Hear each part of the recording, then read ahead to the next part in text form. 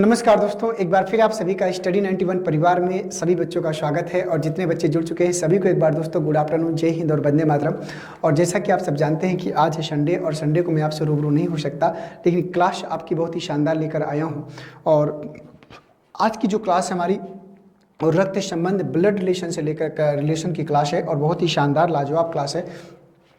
तो पहले blood relation के आज हम थोड़ा सा बेसिक कॉन्सेप्ट को समझते हुए फिर प्रश्नों की तरफ मूव ऑन करेंगे, ठीक है ना। और पहले बेसिक चीज़ों को समझना होगा कि इसमें बेसिक चीज़ें कैसे होती हैं और एक एक करके जो है मैं आप लोगों को वहाँ पर लेकर बढ़ते चलेंगे, ठीक है। तो चलिए दोस्तों, तैयार हो जाइए सभी लोग और शुरुआत करते हैं आज की सेशन के। तो जितने बच्चे जुड़े हैं सभी को एक बार गुड आफ्टरनून, जय हिंद, वंदे मातरम आप सभी को। तो चलिए शुरुआत करते हैं आज के सेशन की। तो ब्लड रिलेशन में चलने से पहले कुछ आपको बेसिक कॉन्सेप्ट हैं जो उनको समझना पड़ेगा और उसी के आधार पर हम लोग आगे बढ़ेंगे। तो दोस्तों, जैसा कि आप सबको एक बात पता है कि जब रिलेशन की हम लोग बात करते हैं तो दोस्तों रिलेशन वो क्वेश्चन वहीं से पूछता है जो जिसका नाम ही है ब्लड, जो हमारे खून से संबंधित होते हैं, ब्लड से संबंधित होते हैं, वही रिश्ते आपसे यहाँ पर पूछता है। जैसे ब्लड का मतलब ये होता है कि जैसे आपका जन्म होता है, मेरी बात को समझना, आप बहुत से बच्चों के दिमाग में आ रहा होगा कि सर जैसे ब्लड का मतलब कैसे रिश्तों को समझे जो ब्लड से। तो ब्लड का मतलब ये होता है कि जैसे आप लोगों का जन्म होता है, आप लोग रिश्तों से बंध जाते हो, ठीक है। आपको रिश्ते बनाने नहीं पड़ते हैं, आपको बने बनाए रिश्ते मिलते हैं, ठीक है। और रिश्ते जो दोस्तों होते हैं ना, वो आपको दो तरफ से रिश्ते बन जाते हैं। कैसे? एक जो रिश्ता होता है एक पिताजी की तरफ से, जिसमें आपके दादा बाबा, जिसको आप बोलते हो दादी, बड़े पापा, चाचा चाची, बुआ, ये सब क्या है, ये ऐसे रिश्ते हैं जो आपके ब्लड से संबंधित होते हैं। और एक रिश्ता आपको माँ की तरफ से मिलता है, जैसे नाना नानी, मामा मामी, इस प्रकार से मौसी मौसा, ये सब ऐसे रिलेशन है जो उधर साइड से मिलता है। तो मतलब एक माँ की तरफ से आपको रिश्ता देखने को मिलता है और एक पिता की तरफ से रिश्ता देखने को मिलता है, और वही रिलेशन है जो आपसे पूछता है, ठीक है। और बाकी जो आप लोग जो रिलेशन बनाते हो इस उम्र में, जो भटक जाते हो, जो सोचते हो कि यही सब कुछ है मेरा, यही मेरी दुनिया है, तो वो रिलेशन पूछता ही नहीं है भाई। मतलब समझो कि उसको जो है संविधान ने भी अपना नहीं माना और रिलेशन भी अपना नहीं कह रहा है कि खून का रिश्ता है, ठीक है ना। तो इसके बाद आपको उन रिलेशनों को यहाँ कोई अस्तित्व नहीं है, इसलिए वहाँ दिमाग मत लगाना कि सर हमने भी एक रिश्ता बनाया है, उसका क्या नाम दे। उसका जब कोई नाम होगा तब तो दोगे ना भाई, कोई नाम नहीं है। तो यहाँ पर दोस्तों ध्यान से देखना है। तो ये जो आपका जो क्वेश्चन है, तो यहाँ पर जब रिलेशन की हम लोग बात करते हैं तो रिलेशन की अगर हम लोग बात करें तो ये 3 जनरेशन का रिश्ता ज़्यादातर पूछता है, कभी कभी 4th जनरेशन भी चला जाता है। 4th जनरेशन का मतलब होता है कि जैसे परिवार के मुखिया की बात करें तो आपके दिमाग में आएगा कि जो परिवार के मुखिया हैं वो आपके बाबा हैं। बाबा का मतलब दादा, ठीक है ना, बाबा का मतलब दादा। यहाँ पर आपको लिखना, कभी बाबा शब्द नहीं मिलता है, यहाँ पर दादा शब्द ही मिलता है।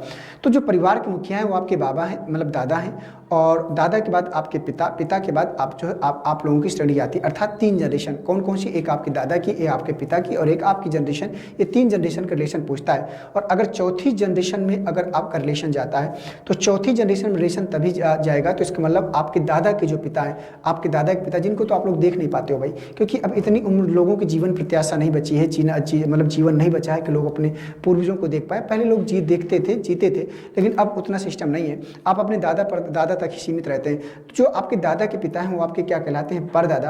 और जो आपके जो है इसी प्रकार से परदादा कहलाते हैं, उसी प्रकार से वो परनाना कहलाएंगे, माँ की तरफ से चले जाएंगे। तो अगर वो परदादा है तो आप परपोता या परनाती है।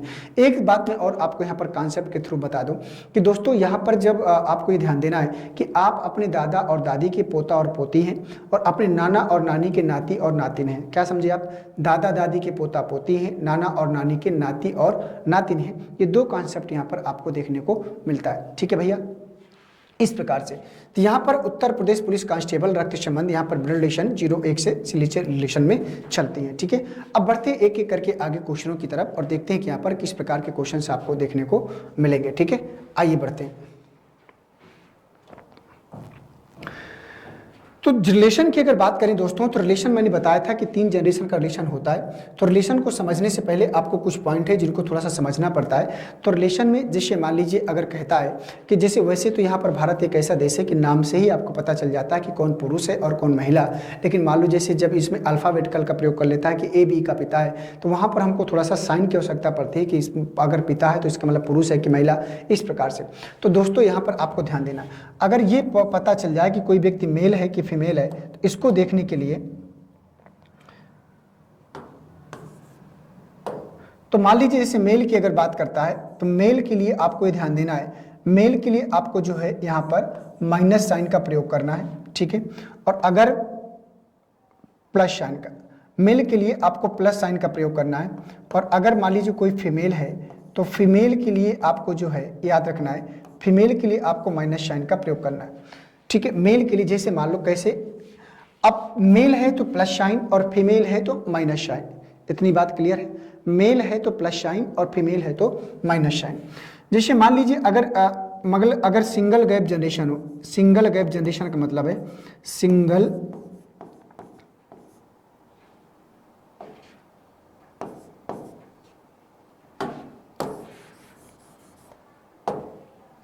मान लीजिए से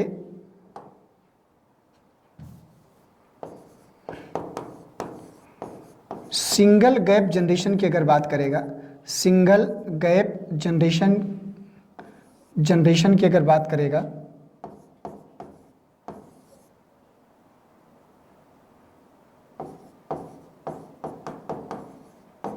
तो सिंगल गैप जनरेशन के लिए आपको किस साइन का प्रयोग करना है, तो एक जनरेशन के गैप के लिए आपको इस साइन का प्रयोग यहां पर इस प्रकार से करना है, ठीक है। ये हो गया। अब इसके बाद मान लीजिए और कुछ अगर यहां पर पूछता है, जैसे मान लीजिए सेम जनरेशन की अगर बात करता है, किसकी बात करता है, अगर प्रश्न में सेम जनरेशन की बात करता है तो सेम जनरेशन के लिए आपको इस साइन का प्रयोग करना है, ठीक है। ये माइनस का साइन है, याद रखिएगा, और ये सेम जनरेशन के लिए थोड़ा सा बड़ा साइन रहेगा। और अगर मान लीजिए अगर कोई शादीशुदा जोड़ा है, मैरिज जिसको आप लोग दंपति बोलते हो, तो शादीशुदा जोड़े के लिए आपको इस प्रकार से 2 इक्वल टू के साइन लगा देना है और आपको पता चल जाएगा कि कौन सा शादीशुदा जोड़ा है कि नहीं, ठीक है। ये आपको ध्यान देना है। देखिए सेम जनरेशन का मतलब क्या होता है, अभी मैं आपको थोड़ा सा डिटेल से समझाने का प्रयास करूंगा कि कैसे जनरेशन को हम लोग डिसाइड करते हैं और उसी के आधार पर आपको बनाना पड़ता है, ठीक है। बिल्कुल जीरो लेवल से पढ़ा रहा हूँ, जिनका ब्लड रिलेशन नहीं तैयार है थोड़ा सा ध्यान से मेरी बातों को सुन लो, फिर आगे आपको क्वेश्चन करने में आसानी होगी। जैसे मान लीजिए दोस्तों मैं कहूंगा कि ए बी का पिता है, तो अगर ए पिता है तो सीधी सी बात है पुरुष होगा, ध्यान से समझना। अगर ए बी का पिता है तो किसका पिता है, ए पिता है बी का, तो अगर ए बी का पिता है तो बी ए जो है एक जनरेशन ऊपर रहेगा, क्योंकि पिता एक जनरेशन ऊपर और पिता के पिता एक जनरेशन ऊपर, मतलब आपके दादा आपसे 2 जनरेशन ऊपर, कौन से, आपके और आपके पिता से, ये आपको ध्यान देना है। अगर मैं यहां पर कहूंगा कि ए बी का पिता है और अगर मैं कह दूं कि सी ए का पिता है, ये हो गया, तो बताओ तो सी में और बी में 2 जनरेशन का फासला है, एक ये और एक ये, एक पिता का और एक और दादा का, ये आपको ध्यान देना, तीसरी जनरेशन का रिश्ता हो जाता है। तो दोस्तों जब पिता से, अगर पुत्र से पिता की ओर जाना है तो एक जनरेशन ऊपर जाएगा, सी ए का पिता है और ए जो है बी का पिता है। अगर कहें कि ए सी का पुत्र है तो पिता से पुत्र में एक जनरेशन नीचे आना है, ये आपको ध्यान देना है। तो यहां इसका मतलब ये हुआ कि ए बी का पिता है, हमने क्या बात की थी कि ए बी का पिता है, तो मान लिया अब ए तो बी का पिता है लेकिन बी ए का क्या है, भाई पिता तो पुत्र का भी होता है और पुत्री का भी होता है। तो अगर मैं कहूंगा कि बी का ए से क्या रिलेशन है तो यहां बताना संभव नहीं हो पाएगा। आप बस इतना ही कह सकते हो कि सर बी ए की संतान है, और संतान में पुत्र और पुत्री दोनों आता है, संतान में पुत्र और पुत्री दोनों आता है, तो बी ए की क्या संतान है। अभी हम ये नहीं कह सकते कि बी पुत्र है कि पुत्री, कैन नॉट डिटरमाइन, ये आपको ध्यान देना। लेकिन अगर मैं यहां पर कह दूं कि बी डी का भाई है, अगर बी डी का भाई है तो अब यहां से बी का रिलेशन तैयार हो गया।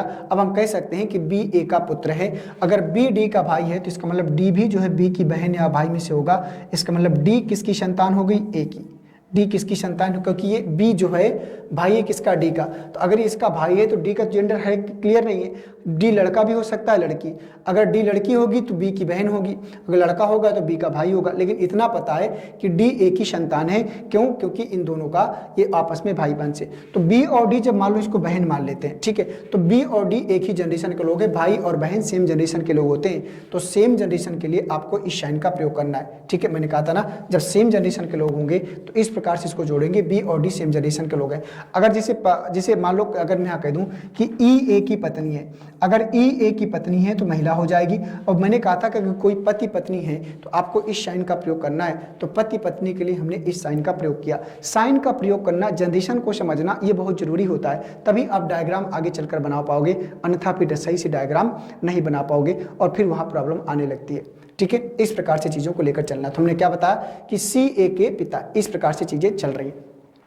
तो समथिंग समथिंग मैंने सारे साइंस का प्रयोग कर लिया है, मैंने प्लस का भी प्रयोग कर लिया, माइनस का भी कर लिया, सिंगल गैप जनरेशन का भी प्रयोग कर लिया, सेम जनरेशन का भी प्रयोग कर लिया और मैरिज के लिए भी प्रयोग कर लिया। तो इस प्रकार से साइंस का प्रयोग करते हैं। अगर अब मैं रिश्ता पूछता हूं, अगर मैं कहूं कि सी डी का कौन है, तो सी डी का कौन है, तो डी के पिता कौन है ए, और ए के पिता कौन है सी, तो पिता के पिता होते हैं दादा, तो सी डी का क्या हो जाएगा दादा, और डी सी की क्या हो जाएगी पोती। तो डी सी की क्या है पोती, क्यों, क्योंकि सी का पुत्र ए है और ए की पुत्री कौन है डी, तो पुत्र की पुत्री होती है पोती और पुत्र का पुत्र होता है पोता। बात समझ में आ रही कि नहीं आ रही। तो इस प्रकार से चीजें जो है आपकी चलती हैं। तो जब रिलेशन को एक लय से बनाएंगे, एक स्टेप टू स्टेप बनाएंगे और इसकी समझ रखेंगे, तो फिर प्रश्न को बनाने में या करने में किसी भी प्रकार की कोई समस्या उत्पन्न नहीं होती है। तो उम्मीद करता हूं दोस्तों कि ये जो आपका जनरेशन है इस प्रकार से यहाँ पर आपको देखने को मिलता है। ठीक है, अब चलिए चलते हैं कुछ अगले पॉइंट में। अब इसको थोड़ा सा एक चार्ट के माध्यम से समझते हैं कि रिलेशन में कौन कौन क्या होता है। वैसे तो आप लोगों को पता होगा, अगर कभी भी अगर इस चीज़ का कन्फ्यूजन हो जाए कि ये रिलेशन में हमारा कौन क्या है, तो आप अपने रिलेशन में जाओ और अपने रिलेशन में सबको पता होता है कि हमारा क्या लगता है रिश्ते में, उसको एज्यूम करके आप आंसर दे सकते हो, कोई दिक्कत वाली बात नहीं होती है। जैसे मान लीजिए अगर बात करें तो सबसे बड़े अगर देखा जाए तो परिवार के जो अगर सबसे बड़े लोग हैं, अगर यहाँ पर समझने का प्रयास करें तो परिवार में जो सबसे बड़े होते हैं वो परिवार में सबसे बड़े कौन होते हैं, आपके दादा। परिवार में कौन होते हैं, दादा। दादा के बाद जो है आपके आते हैं पिता, ये आपको ध्यान देना है। दादा के बाद कौन आएंगे, दादा के बाद पिता, और पिता के बाद कौन आएगा, पिता के बाद आएगा पुत्र। ये 3 जनरेशन होती है, ये आपको ध्यान देना है। तो पुत्र, पिता और दादा, मैं किसके अकॉर्डिंग ले रहा हूं, आप लोगों के अकॉर्डिंग ले रहा हूं। आप लोग अभी पुत्र या पुत्री की श्रेणी में हो, और इसके बाद पुत्र, पिता और दादा। ठीक है, ये आपको ध्यान देना है। तो दोस्तों यहाँ पर अगर ध्यान से देखा जाए तो दादा जो होते हैं, दादा के साथ में एक रिश्ता आपको और मिलता है दादी का, ये आपके परिवार के मुखिया होते हैं, जड़ होती हैं। पिता के साथ एक रिश्ता मिलेगा माता का, तो साइन को ध्यान दीजिएगा। तो दादा और दादी पति पत्नी है, तो मैंने इक्वल टू का साइन लगाया है जिसे पता चल जाए।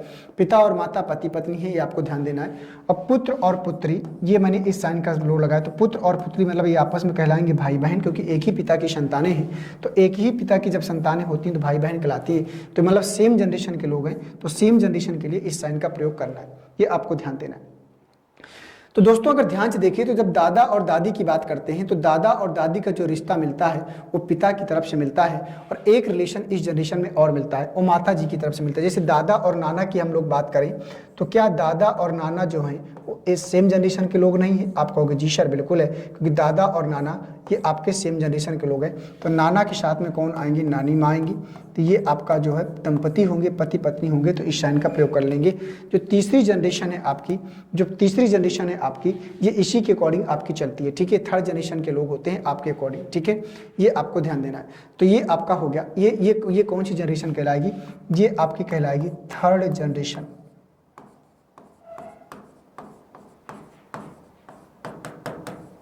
ये क्या कहलाएगी दोस्तों, ये थर्ड जनरेशन कहलाएगी। अब सेकेंड जनरेशन की बात करते हैं तो पिता के साथ में बात करें तो पिता के साथ में एक रिश्ता आपको मिलता है चाचा का। ठीक है, चाचा के साथ में आपको पता है कि चाची का रिश्ता मिलेगा ही मिलेगा, चाची का, और एक रिश्ता आपको मिलता है बुआ का। ठीक है, तो यहाँ से हम थोड़ा सा चाची को नहीं ले लेते हैं, बुआ को ले लेते हैं। ठीक है, तो चाचा और एक रिश्ता आपको किसका मिलता है, बुआ का। ये हो गया, बुआ का रिश्ता आपको यहाँ पर मिलता है, ये चाचा का और बुआ का। ठीक, बुआ की अगर शादी करा दी जाए तो बुआ की शादी कराओगे तो कौन मिलेंगे, तो बुआ की शादी कराओगे तो कौन मिलेंगे, फूफा। समझ गए, बुआ की शादी कराओगे तो कौन मिलेगा, फूफा। ठीक है, ये आपका जो है रिलेशन यहाँ पर देखने को मिलता है। तो इस प्रकार से पिता, चाचा, बुआ और फूफा। ठीक है, चलिए अब इसके बाद अगर ध्यान से देखा जाए तो अगर रिलेशन की दोस्तों बात करें ना, तो जितने भी रिलेशन मैंने आपको बताया अभी तक, इनमें सबसे ज़्यादा महत्वपूर्ण रिश्ता कौन सा होता है, जो सबसे ज़्यादा सम्मानीय है आपके, तो दोस्तों अगर देखा जाए तो आप लोग के अकॉर्डिंग कौन हो सकता है, बताओ सबसे ज़्यादा सम्मानीय रिलेशन आपके अकॉर्डिंग कौन हो सकता है? आप किसको सबसे ज़्यादा सम्मानीय मांगते हो? अभी तक मैंने जितना बताया, आप सोचो, तब तक फिर बताता हूँ। मान लो यहाँ पर अगर माता की तरफ से जाएं तो माता की तरफ से अगर जाएंगे तो आपको एक रिलेशन मिलेगा मामा का। ठीक है, मामा, और इसके बाद मामा के साथ में मामी तो रहेंगी ही भाई। ठीक है ना, वो तो जोड़ा है, वो रहेगा ही, मामा और मामी। इसके बाद एक रिश्ता आपको मिलता है मौसी का और मौसा का, जो दंपति हैं आपस में। ठीक है, इस प्रकार से रिलेशन चलता है।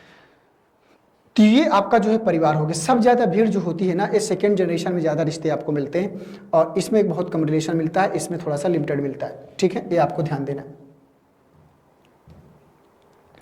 तो मैंने कहा था कि सबसे इंपॉर्टेंट रिश्ता कौन सा है, तो सबसे इंपॉर्टेंट रिश्ता पता है कौन सा होता है? सबसे इंपॉर्टेंट रिश्ता होता है फूफा का। क्यों भैया? आप कहोगे सर फूफा का क्यों? अरे भाई सोचो, अगर फूफा जी घर पे आ जाए तो दौड़ के तो जाओगे, पहले चरण स्पर्श करोगे, इधर उधर बिल्कुल नहीं होगे। इसके साथ में आप तो करोगे ही करोगे, आपके पिताजी भी करेंगे, आपके चाचा भी करेंगे। हुए सम्मानीय कि नहीं? सम्मानी हुई है कि नहीं? मतलब आपके पिताजी के भी सम्मानी है, आपके भी सम्मानी है। तो समझ लो फूफा कितने रिस्पेक्टेबल हुए। फूफा अगर आ जाए घर पे तो कोई कसर मत छोड़ियो। इस सब मामला फूफा नाराज हो गए तो समझो बेड़ा गर्क। भविष्य में फूफा ही काम आएंगे। शादी ब्याह नहीं होगा तो फूफा ही ढूंढ ढांड के कराएंगे, नहीं तो समझो फिर काम खत्म। ठीक है, ये आपको ध्यान देना। इसलिए फूफा खुश तो समझो सब मस्त है। तो इस प्रकार से यहाँ पर आप ध्यान से देखा तो इस प्रकार से रिलेशन आपका यहाँ पर चलता है। अब इसके बाद दोस्तों अगर आगे बढ़ा जाए तो अगर आगे बढ़ते हैं तो ये रिलेशन आपका हो गया पुत्र और पुत्री। मान लो अगर आप लोगों का ब्याह करा दिया जाए, मान लो, मैंने ये नहीं कहा कि कराना है, ठीक है, मानना है, ज़्यादा खुश होने की आवश्यकता नहीं है। तो मान लो अगर ये पुत्र है तो अगर पुत्र की मान लो जो पत्नी होगी, इसकी जो पत्नी होगी ये क्या हो जाएगी? पुत्र वधू। ये क्या हो जाएगी? ये हो जाएगी पुत्र वधू। ठीक है, पुत्र वधू कहलाएगी। ये आपको ध्यान देना, आपके पिता की पुत्र वधू कहलाएगी, आपके पिता की पुत्र वधू कहलाएगी। ये आपको ध्यान देना। ठीक, चलिए, तो इस प्रकार से आपका परिवार होता है। अब आपको यहाँ पर ये ध्यान देना है दोस्तों कि जैसे हम लोग बात करें, अब यहाँ पर जैसे मान लो मामा का लड़का ममेरा भाई, मामा की लड़की ममेरी बहन, ठीक है, मौसी की लड़का मौसेरा भाई, मौसी की लड़की मौसेरी बहन, बुआ का लड़का फुफेरा भाई, फुफेरी बहन। ये रिश्ते आपके चलते हैं और ये सब उसी के को, बस इतने से ज़्यादा पूछता है। अब इससे बाहर आपको नहीं ले जाएगा। अगर चौथी जनरेशन में लेकर जाएगा तो दादा के जो पिता होंगे वो क्या होंगे? परदादा। बस इससे ज़्यादा आपसे नहीं पूछता है, परदादा में आपको लेकर जाकर छोड़ देगा। ठीक है, तो ये आपकी जो जनरेशन है, ये आपके अकॉर्डिंग देखा जाए तो ये आपकी फर्स्ट जनरेशन है। ये क्या है आपकी? ये आपकी फर्स्ट जनरेशन है। और ये जो आपकी जनरेशन है ये वाली, ये पिता वाली जनरेशन, ये आपकी सेकेंड जनरेशन कहलाएगी। और ये आपकी थर्ड जनरेशन है। और ये जो आपकी परदादा वाली है ये आपकी फोर्थ जनरेशन कहलाएगी। क्या कहलाएगी? फोर्थ जनरेशन कहलाएगी। इतना आपको यहाँ पर ध्यान देना है, फोर्थ जनरेशन कहलाएगी। ठीक है, इतना आपको ध्यान देना है। तो ये हो गया आपका जो है यहाँ पर कॉन्सेप्ट। साइंस के साथ साथ में कौन किसका साइन होगा, कौन किसका रिश्ता होगा, ये सब देखने के साथ साथ में चीज़ों को, प्रश्नों को साथ में हम लोग कर आगे बढ़ते हैं। ठीक है, प्रश्नों को साथ में लेकर क्या करते हैं हम लोग? आगे बढ़ते हैं। ठीक है, तो आशा करता हूं दोस्तों कि ये प्रश्न अब तक बढ़िया से समझ गया होगा, कॉन्सेप्ट भी आप लोगों को अच्छे से समझ में आ गए होंगे और उसी प्रकार से आगे आपको क्या करना है?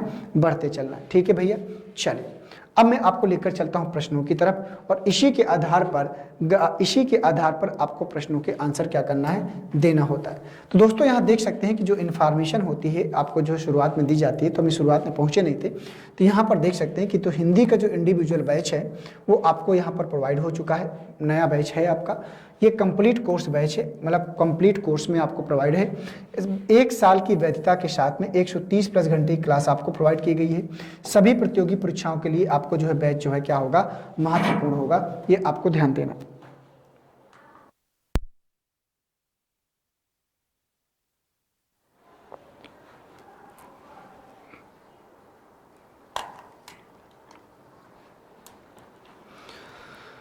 तो अगर आपको ज़्यादा डिटेल चाहिए होगा इस नंबर पे तो आप लोग जो है क्या करेंगे, इस जो नंबर्स आपको दिख रहे होंगे इस पे नंबर पे कॉल करिएगा। अगर जिनको नीडेड है, जिन बच्चों को जिनकी तैयार है, उनकी कोई आवश्यकता नहीं है। ठीक है, आइए बढ़ते हैं सीधे क्वेश्चनों की तरफ। तो दोस्तों ये क्वेश्चन नंबर पहला है आपकी स्क्रीन पर, इसको ध्यान से पढ़ लीजिए और इसका आंसर बताओ। कह रहा है कि ए एफ की बहू है जो सी का पिता है जिसका कोई भाई बहन नहीं है, बी ई की बहन है जो ए का पुत्र है, डी सी का ब्रदर इन लॉ है, तो डी का ए से क्या संबंध होगा ये आपको बताना है। बताओ भाई।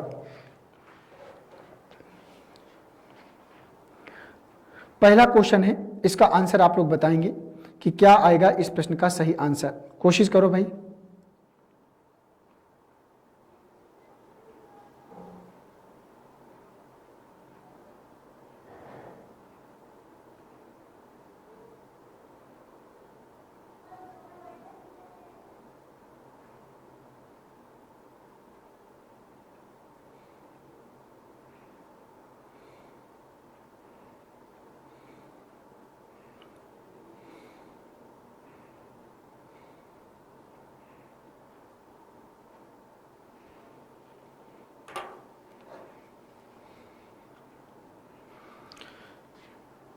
पहला क्वेश्चन है, सावधानी के साथ करिएगा, बहुत बड़ा क्वेश्चन नहीं है।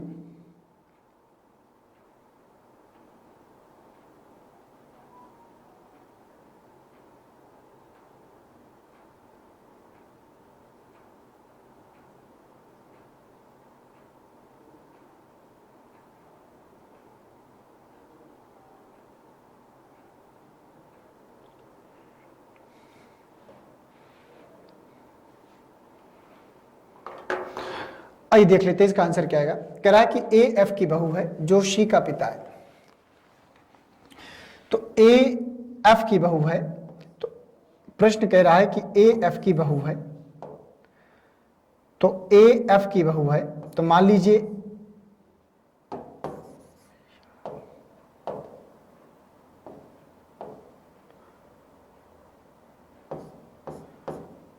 ए एफ की बहू है, मान लीजिए एफ का कोई पुत्र होगा और उसकी पत्नी होगी ए, ठीक है, उसकी पत्नी होगी ए। तो ए एफ की बहू है जो सी का पिता है। तो सी का पिता कौन है? एफ। तो एफ जो है सी का क्या है? पिता है। तो ये हो जाएगा, हो सकता है कि सी यहाँ पर आ जाए, तो ये हो जाएगा सी, तो ये इसका पुत्र हो सकता है। तो ए एफ की बहू है, तो ए एफ की बहू है जो सी का पिता है, तो एफ सी का पुत्र है, तो सी की पत्नी हो जाएगी ए, ठीक है। कह रहा है कि जिसका कोई भाई बहन नहीं, मतलब सी की कोई भाई बहन नहीं है, इसका मतलब सी जो है एफ का पुत्र है। बी ई की बहन है, तो बी ई की बहन है जो ए का पुत्र है, तो ए का पुत्र है कौन? बी ई की बहन है जो ए का पुत्र है, तो ए का पुत्र कौन है? ई, ठीक है। और उसने बोला है कि बी जो है ई की बहन है, बी ई की बहन है जो ए का पुत्र है, तो बी अगर ए का पुत्र है तो सी का भी पुत्र होगा। डी सी का ब्रदर इल्ला है, तो प्रश्न कह रहा है कि जो डी है सी का ब्रदर इल्ला है, तो प्रश्न को आपको बताना है कि इसका सही जवाब क्या होगा।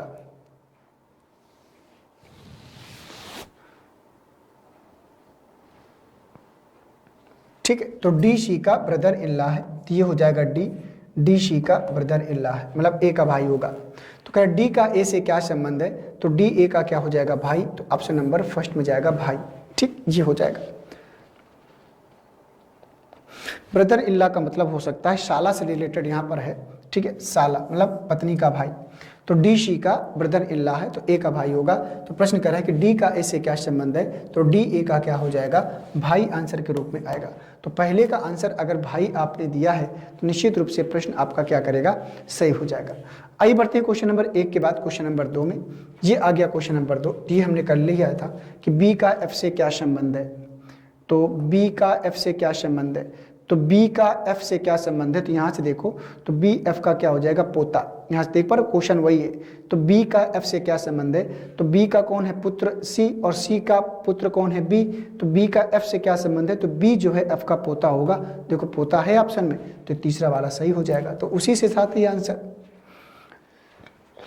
तो कोई दिक्कत वाली बात तो थी नहीं, तो ये हो गया आपका, ठीक है। आइए बढ़ते हैं क्वेश्चन नंबर 2 के बाद क्वेश्चन नंबर 3 में। ये आ गया क्वेश्चन नंबर 3, इसको पढ़ लीजिए।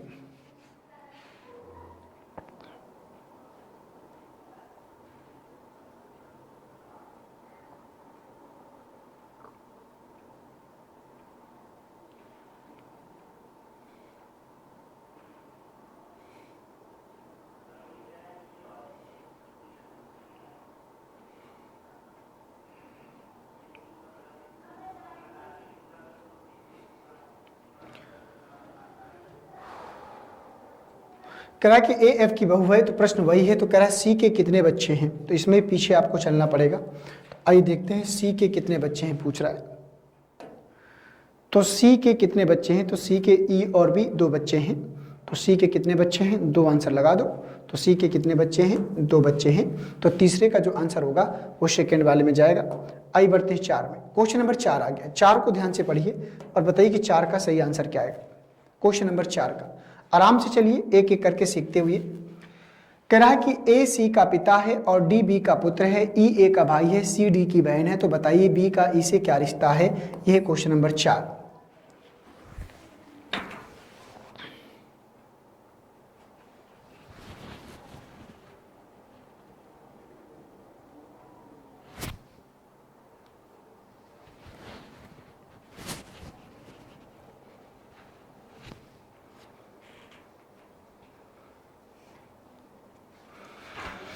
आइए देखते हैं। कह रहा है कि ए सी का पिता है। प्रश्न बोल रहा है कि ए सी का पिता है, तो ए पिता है और किसका पिता है? सी का। अगर पिता है तो एक जनरेशन ऊपर जाएगा, बोलो जाएगा कि नहीं जाएगा? ए सी का अगर पिता है तो ए सी के एक जनरेशन ऊपर जाएगा। ए सी का पिता है और डी बी का पुत्र है। अब डी जो है बी का पुत्र है, तो ये रिलेशन नहीं जुड़ रहा, आगे इसको छोड़ दो। ई ए का भाई है, तो जो ई है वो ए का क्या है? भाई है। भाई है तो एक सेम जनरेशन में जाएगा। ई ए का भाई है, सी डी की बहन है। प्रश्न कहा जो सी है वो डी की क्या है? बहन है। ये हो गया। डी बी का पुत्र है। अब प्रश्न कहा है कि डी बी का पुत्र है। अब ध्यान से समझो, डी किसका पुत्र है? पुत्र है तो पुरुष होगा, किसका? बी का। वैसे तो डी ए का भी पुत्र है क्योंकि सी और डी भाई बहन है। तो अगर डी बी का पुत्र है, उसने बोला है कि डी बी का पुत्र है, तो अगर वो ए का पुत्र है तो बी का पुत्र है, तो इसका मतलब बी को महिला बनाना पड़ेगा और ए के साथ उसकी शादी करानी पड़ेगी, तभी रिलेशन बनेगा। अब दोनों चीजें यहाँ लागू हो जाएंगी। उसने कहा डी बी का पुत्र है, तो डी ए का भी पुत्र है और बी का भी पुत्र है। सी डी की बहनें हो ही गया था। अब आगे बढ़ते हैं, तो बी का ई से क्या संबंध है? तो बी का ई से क्या संबंध है? तो बी ए की क्या है? इसकी भाई की पत्नी, और भाई की पत्नी क्या होती? भाभी। भाई की पत्नी क्या होती? भाभी। भाभी देखो कहां पर है? सेकंड वाले में दिया है, तो यही सही हो जाएगा। तो 4 का जो आंसर होगा वो सेकंड वाले में जाएगा, भाभी आंसर आएगा दोस्तों। 4 का सेकंड वाला भाभी। आइए बढ़ते हैं क्वेश्चन नंबर 4 के बाद क्वेश्चन नंबर 5 में। ये आ गया क्वेश्चन नंबर 5 को ध्यान से पढ़ लीजिए और बताइए कि 5 का सही आंसर क्या होगा।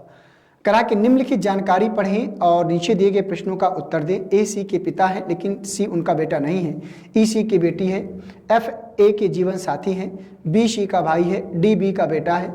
जी बी के जीवन साथी हैं। तो एच जी के पिता हैं। तो डी का दादी कौन है? ये आपको बताना है। क्वेश्चन नंबर 5 बहुत ही गजब का क्वेश्चन है। अब देखना यह है कि कितने बच्चे वहां तक पहुंच पाते हैं, कितने बच्चे वहां तक पहुंच पाते हैं।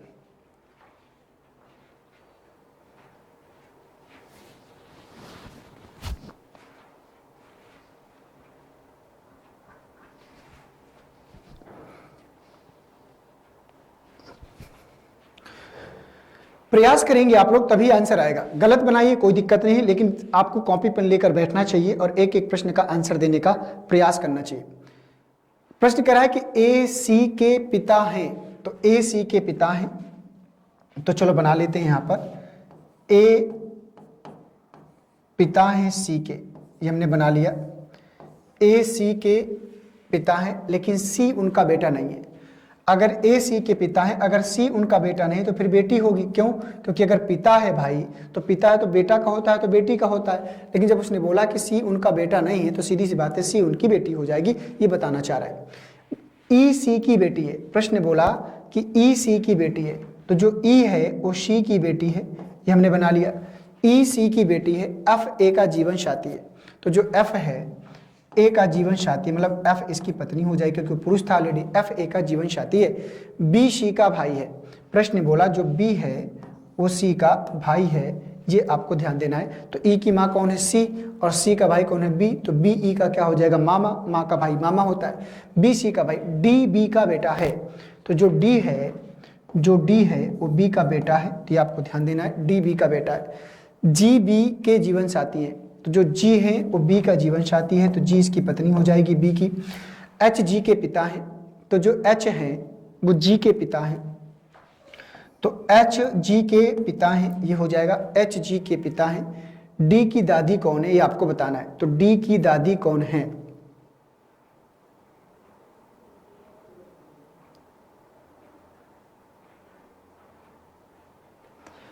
बताओ भाई, डी की दादी कौन है? तो डी के पिता कौन है? बी है ना। डी के पिता कौन है? बी है। अब देखो, तो बी के पिता कौन थे? ए। बी के पिता कौन थे? ए, क्योंकि सी और बी आपस में थे भाई बहन, तो डी के पिता और ये पिता के पिता दादा और इस दादी, तो डी की दादी कौन हो जाएंगी? एफ, और एफ कहाँ है? ऑप्शन नंबर तीसरे में। तो 5वें का जो आंसर होगा ना दोस्तों वो तीसरे में जाएगा। और अगर आपने उसने पूछा क्या था कि डी की दादी कौन है, तो डी की दादी कौन हो जाएगी? एफ। क्यों? क्योंकि इसके ये पिता है और पिता के पिता दादा और दादा की पत्नी दादी, तो ये इसकी जो है दादी हो जाएंगी। तो डी की दादी कौन है? एफ आंसर आएगा। और अगर आपने 5वें का तीसरा वाला अगर आपने एफ आंसर किया है तो निश्चित रूप से प्रश्न आपका क्या करेगा? सही हो जाएगा। बहुत ही शानदार क्वेश्चन था, बढ़िया क्वेश्चन था। अगर आपने इस क्वेश्चन का आंसर किया है तो इसका मतलब है कि आप लोगों जो है मेहनत कर पा रहे हो। बताइए इसका आंसर क्या आएगा भाई?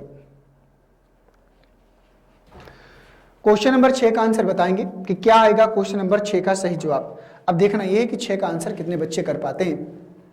ये तो वही क्वेश्चन है, एफ का बेटा कौन है ये पूछ रहा है। ये वही क्वेश्चन है जो अभी आप लोग किए थे। अभी इसका डायग्राम तो हम लोग बना ही चुके हैं ना, इसका डायग्राम तो हम लोग बना ही चुके हैं। तो बताओ इसका आंसर क्या आएगा, देखते हैं कितने बच्चे कर पाते हैं।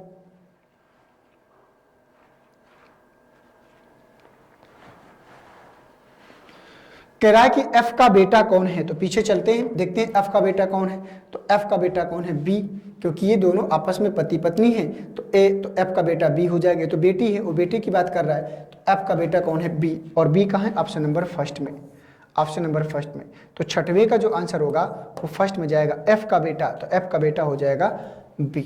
नेक्स्ट क्वेश्चन में आ जाते हैं, ये क्वेश्चन आएगा। हाँ, इसको पढ़ो, एक नया क्वेश्चन है, इसका आंसर निकालो आप लोग और बताओ कि इसका सही आंसर क्या होगा। ज्यादा समय नहीं, लेकिन 30 सेकंड का समय मैं आपको इसके लिए दे सकता हूं। तो 7वें का आंसर निकाल के दिखाएं आप लोग।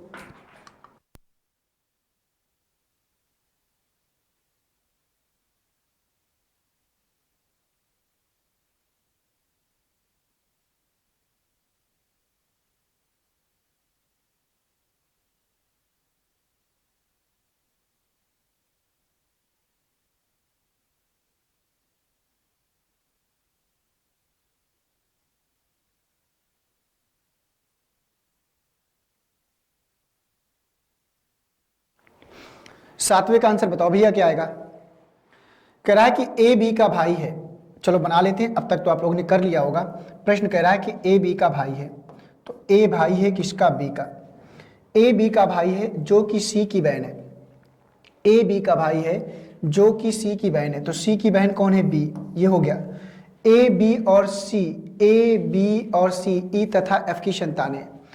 तो ई और एफ की संतानें हैं, ये दोनों आपस में पति पत्नी होंगे, ठीक है। तो ए बी और सी, ई और एफ की संतानें हैं। लेकिन प्रॉब्लम पता है क्या है, प्रॉब्लम ये है कि हमको ये नहीं पता कि ई और एफ में कौन पति है और कौन पत्नी है, ये नहीं पता है। कह रहा है कि एफ का बी से क्या संबंध है। तो एफ का बी से क्या संबंध है, तो एफ बी की तो माता होगी, ये तो पिता, सी एफ का पुत्र है। कह रहा है कि यहां पर एफ का बी से क्या संबंध है। अब चलो देखते हैं। तो कह रहा था उपरोक्त प्रश्न का उत्तर देने के लिए नीचे दी गई किस अतिरिक्त जानकारी की आवश्यकता होगी। बिल्कुल ये करेक्ट क्वेश्चन है। अगर इनका जेंडर क्लियर हो जाए, कह रहा है कि सी एफ का पुत्र है, तो सी एफ का पुत्र है, तो ये तो भाई गलत बात है। ए बी का भाई है जो सी की बहन है। ई ए के पिता हैं, तो ई ए के पिता हैं, ये पता चल जाए। अगर ई ए के पिता है तो माता हो जाएगी, ये इसकी आवश्यकता है। ई और एफ का एक बेटा और दो बेटियां हैं, दो बेटी और दो बेटी, इसकी कोई आवश्यकता नहीं। इसकी सी एफ का पुत्र है, तो सी एफ का अगर पुत्र कर देंगे तो एफ का बी से क्या संबंध है पता नहीं चलेगा, तो ये भी गलत है। तो सेकेंड वाला ई ए के पिता है, अगर ई ए के पिता है तो माता हो जाएंगी। अब बता पाएंगे कि एफ का बी से क्या संबंध है, तो एफ बी की क्या हो जाएंगी, माता। तो एफ बी की क्या हो जाएंगी, माता हो जाएंगी। अब आसानी से बता सकते हो। तो उसने पूछा था किस अतिरिक्त इन्फॉर्मेशन की आवश्यकता होगी, तो सेकेंड वाले की आवश्यकता होगी। 7वें का जो आंसर होगा वो सेकेंड में जाएगा। और अगर आपने 7वें का सेकेंड वाला किया है तो आप निश्चित रूप से प्रश्न की तरफ पहुंच पा रहे हो। चलो ये आ गया। तो कह रहा है कि डी सी का ब्रदर इन लॉ है। अब ये क्वेश्चन है, ए एफ की बहू है, ये तो क्वेश्चन कर चुके हैं, भाई बहन नहीं है, ये क्वेश्चन कर चुके हैं भाई। इसको तो नहीं करेंगे हम लोग क्योंकि इसको हम लोग आंसर कर चुके हैं। हाँ ये आ गया क्वेश्चन नंबर 10 को करें आप लोग। क्वेश्चन नंबर 10, परिवार में कितनी महिला सदस्य हैं ये आपको बताना है।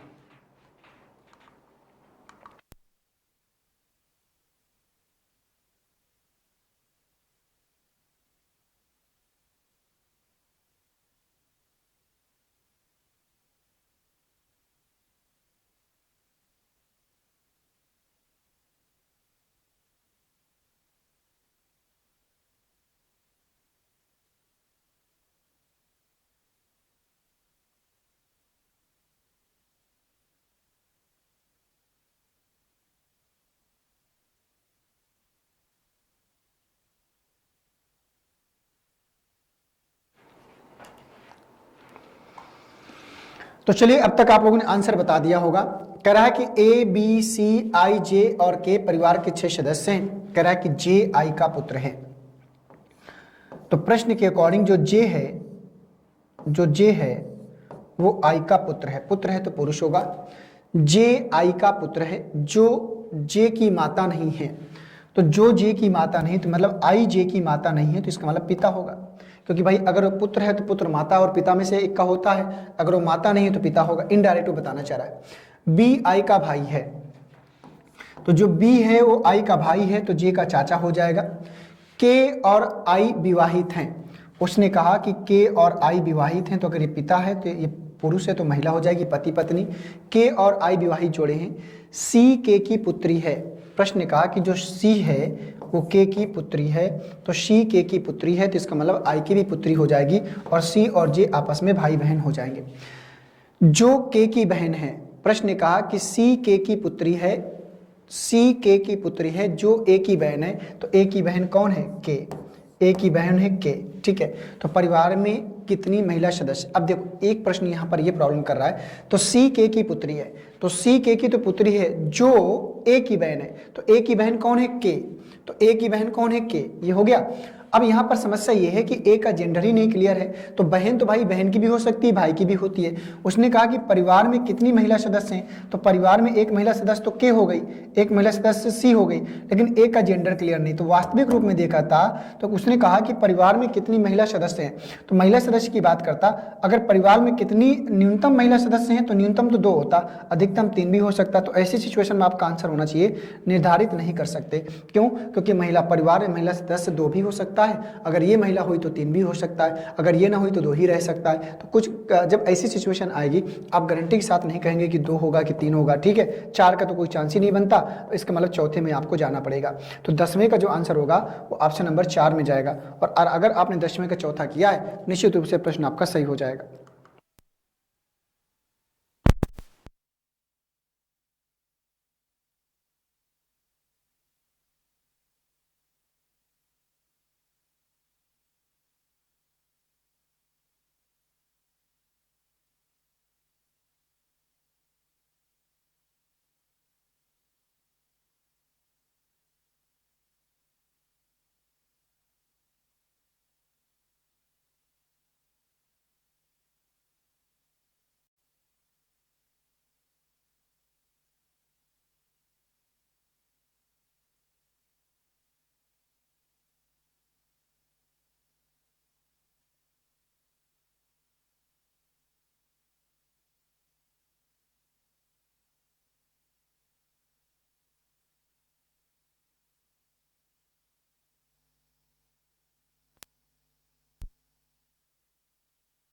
वॉइस आप लोगों की आने लगी होगी, थोड़ा सा बैटरी इशू हो गया था, मैंने उसको चेंज कर दिया है। अब आप लोग बताएंगे इसका सही आंसर क्या आएगा। क्वेश्चन मैंने आपके सामने दे दिया था, ठीक है, क्वेश्चन की कोई प्रॉब्लम नहीं थी, आपको आंसर देना था। तो चलो बताओ भाई, क्वेश्चन नंबर 11 का आंसर बताओ जल्दी से, क्या आएगा?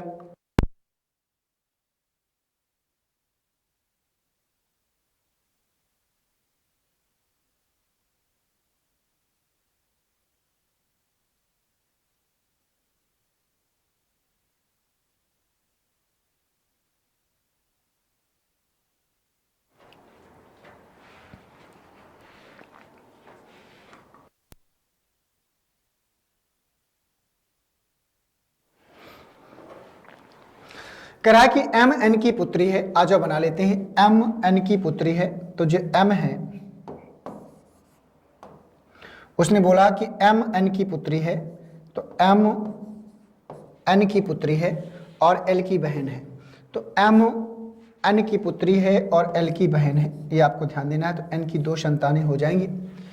के एल की पुत्री है, तो के जो है वो एल की पुत्री है, के एल की पुत्री है और जी की ग्राउंड डॉटर है, और जी की ग्राउंड डॉटर है। तो ग्राउंड डॉटर का मतलब होता है पोती, तो ये आपको ध्यान देना है। तो जी की ग्राउंड डॉटर है, तो इसका मतलब ये हुआ कि एल के माता पिता में से एक होगा, तो जी यहाँ पर इसके आएगा, ठीक है, ये इस प्रकार जाएगा। तो जी की ग्राउंड डॉटर है। इसके बाद बोला है कि एफ एम की सिस्टर इन लॉ है, तो जो एफ है वो एम की सिस्टर इन लॉ है, एल एम का एकमात्र सहोदर है।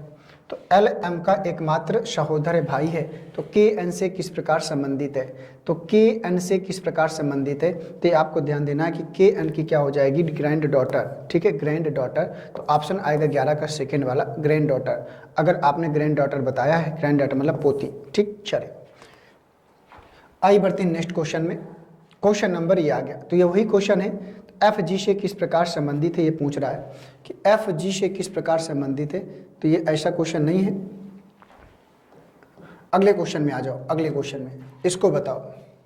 क्वेश्चन नंबर 13 का आंसर बताओ, 13 का।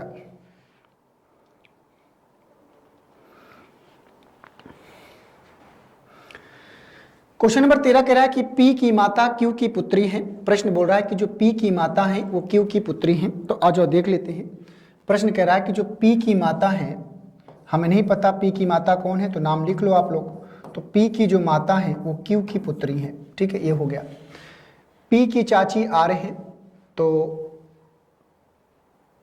पी की जो माता, पी की माता क्यू की पुत्री है। पी की चाची आर है और क्यू की बहन एस है। तो क्यू की बहन कौन है, एस है। ये हो जाएगा। अच्छा क्वेश्चन है। और इसके बाद प्रश्न कह रहा है कि पी की चाची आर है, ये माता है। तो मान लो ये इसके पी की माता के पति, इसके पिता हो जाएंगे। पी की ये माता है तो ये पिता, और चाची मतलब इसका कोई भाई होगा, और भाई की जो पत्नी होगी वही उसकी चाची हो जाएगी। यही हो जाएगा ना। तो पी की चाची कौन है, आर। तो इसका मतलब है आर है चाची। आर क्या है, चाची है, महिला है। ये हो गया। कह रहा है कि आर क्योंकि क्यू की बहन एस है। पी की चाची आर है और क्यू की बहन एस है। तो एस का आर से क्या संबंध है? तो एस का आर से क्या संबंध है, ये आपको बताना है। बताओ भाई। तो दोस्तों अगर ध्यान से देखा जाए तो एस का आर से संबंध बताना है। तो ये इसके माता है, ये पिता है कि माता है, कोई आइडिया नहीं है। तो यहाँ पर हम कहेंगे जानकारी अधूरी है, क्योंकि क्लियर नहीं हो रहा है कि इसमें क्या जाएगा। तो 13 का जो आंसर होगा वो ऑप्शन नंबर 4 में जाएगा। क्यों? क्योंकि इसके माता है कि पिता, ये इसका मतलब दामाद है। अब इसका मतलब ये फिर क्या है, कुछ आइडिया नहीं है। इसका मतलब कह रहा है कि एस का आर से क्या रिश्ता है। तो चाची, बहन, पुत्री है, तो सब नहीं होने वाला, ये सब गलत है। तो जानकारी अधूरी है। तो 13 का जो आंसर होगा वो ऑप्शन नंबर 4 में जाएगा। और अगर आप लोगों ने 13 का ऑप्शन नंबर 4 लिया है तो प्रश्न सही होगा। यहाँ देख सकते हैं कि स्टडी 91 के द्वारा जो हिंदी की किताब है जो आपको प्रोवाइड की गई है, और इसके बाद और भी जो बुक्स हैं वो आप लोगों की इन्फॉर्मेशन के साथ साथ में। तो यहाँ पर आपको आर हिंदी की स्पेशल किताब है, एक स्पेशल अपनी हिंदी की किताब है। स्टैटिक जीके की बुक आपको बहुत जल्द यहाँ पर देखने को मिल जाएगी। इसके बाद यहाँ पर देख सकते हैं कि आप यूपी SSSC पेट का जो संपूर्ण अध्ययन सामग्री के साथ में जो बैच आपको किताब प्रोवाइड की गई है, साथ में पेट की प्रैक्टिस सेट भी आपको प्रोवाइड की गई है। यूपी SSSC बेड की video village development officer video जिसका भी एग्जाम हुआ था हाल फिलहाल में, उसकी बुक अवेलेबल है, और साथ में मॉडल टेस्ट भी आपको अवेलेबल कराया गया है। अगर इनमें से अगर आपको ज़्यादा डिटेल चाहिए होगा तो कॉल अस नाउ यहाँ पर लिखा हुआ है, आप इसको जो है कर सकते हैं। और यहाँ पर लिखा है फास्ट एंड फ्री डिलीवरी ना, मतलब डिलीवरी चार्ज आपसे नहीं लिया जाएगा। चलिए बढ़ते हैं नेक्स्ट क्वेश्चन की तरफ। क्वेश्चन नंबर आपको बताना है 14 का। 14 का आंसर बताओ। क्वेश्चन नंबर 14 का आंसर बताएंगे आप लोग कि 14 का सही जवाब आप लोगों के अकॉर्डिंग किस में जाना चाहिए। कह रहा है कि टी का भाई के है। प्रश्न बोल रहा है कि जो टी का भाई है, तो टी के भाई का नाम है के। भाई है तो पुरुष होगा, क्योंकि भाई बहन का भी होता है, भाई का भी होता है। के की माँ एम है, तो अगर के की माँ एम है तो टी की भी माँ होगी, क्योंकि ये भाई था उसका। एम का भाई डब्लू है, तो एम का जो भाई हो क्या है, डब्लू है। तो डब्लू टी और के का मामा हो जाएगा। डब्लू का टी से क्या संबंध है, तो डब्लू टी का मामा है। देखो ये आपको ध्यान देना, ये डब्लू की बहन एम है और एम की संतान टी है, तो बहन की संतान है, तो चाहे लड़का हो चाहे लड़की, चाहे भांजा हो चाहे भांजी टी, लेकिन डब्लू तो मामा ही बनेगा ना। तो उसने कहा कि डब्लू का टी से क्या संबंध है, तो डब्लू टी का मामा है। लेकिन अगर रिवर्स पूछता कि टी का डब्लू से क्या संबंध है, तब जानकारी अधूरी थी। क्यों? क्योंकि टी का जेंडर नहीं क्लियर था, फिर वहां बताना प्रॉब्लम हो जाता कि टी एम का भांजा है कि भांजी, तब दिक्कत आती। लेकिन डब्लू को तो मामा ही बनना है, तो इसमें कोई डाउट नहीं है। तो 14 का जो आंसर होगा वो फर्स्ट में जाएगा। तो कह रहा है डब्लू का टी से क्या संबंध है, तो डब्लू टी का मामा है, ये आपको ध्यान देना है। लेकिन टी के बारे में नहीं पता कि टी भांजा होगा कि भांजी, दो में से कोई एक होगा, लेकिन क्या होगा अभी आपको यहाँ पर इस प्रकार की इंफॉर्मेशन में कोई आइडिया आप यहाँ से नहीं लगा सकते हो। ठीक है, चलिए तो 14 के बाद चलते हैं क्वेश्चन नंबर 15 में। ये आ गया क्वेश्चन नंबर 15, इसको ध्यान से पढ़ो और बताओ।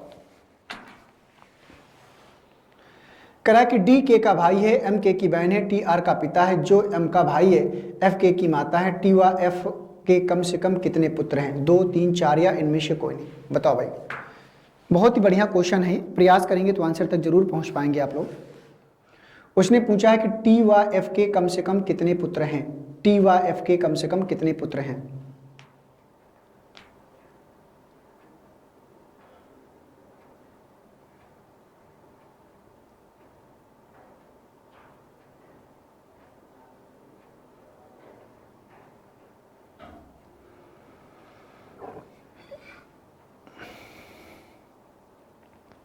आगे आंसर भाई, इतना तो समय नहीं लगता क्योंकि क्वेश्चन छोटा है, और क्वेश्चन छोटा है तो कम समय में आंसर भी आपको देखने को मिल जाएगा। कह रहा डी के का भाई है, तो जो डी है वो भाई है किसका? के का। डी के का भाई है, एम के की बहन है, तो एम बहन है किसकी? के की। टी आर का पिता है, और जो एम का भाई है, तो टी आर का पिता है जो एम का भाई है, तो एम का भाई कौन है? आर, और टी आर का पिता है, टी आर का पिता है जो एम का भाई है, टी पिता है किसका? आर का। तो टी अगर आर का पिता है तो इन सब का पिता होगा भाई, ठीक है, ये आपको ध्यान देना है।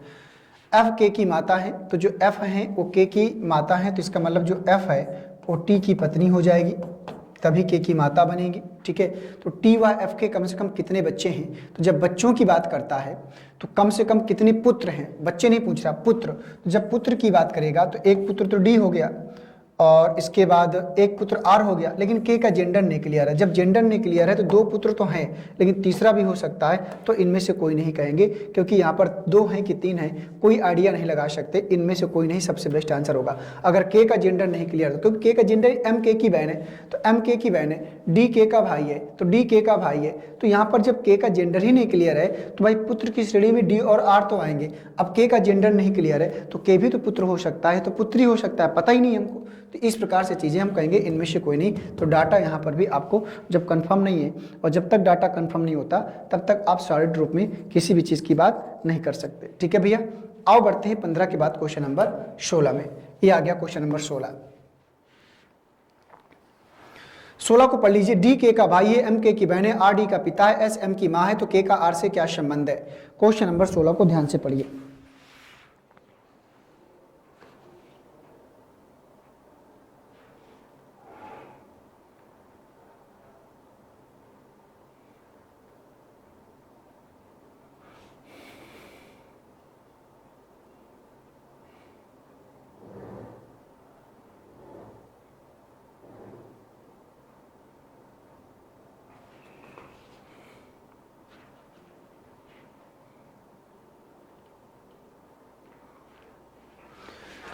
हो गया भाई, आ जाओ देखते हैं। डी के का भाई है, प्रश्न बोल रहा है कि डी भाई है किसका? के का।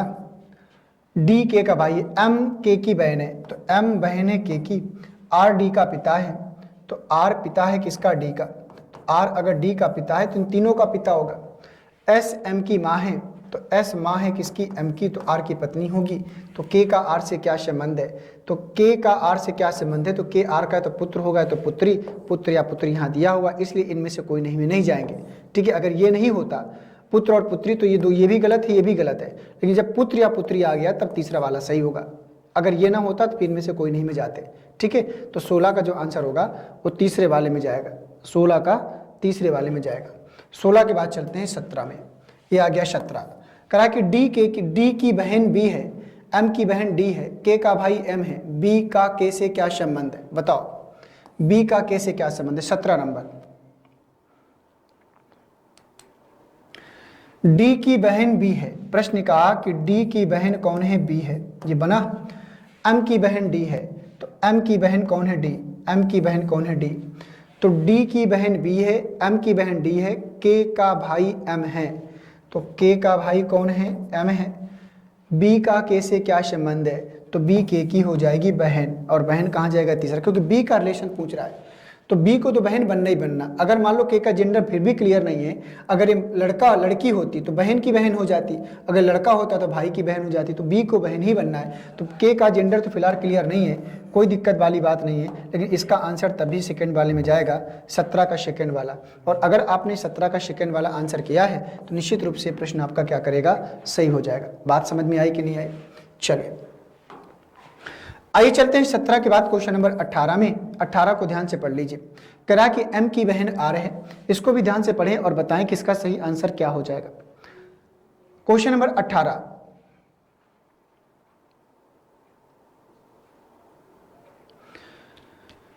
कह रहा है कि एम की बहन आर है। तो मान लीजिए एम की जो बहन है, सॉरी,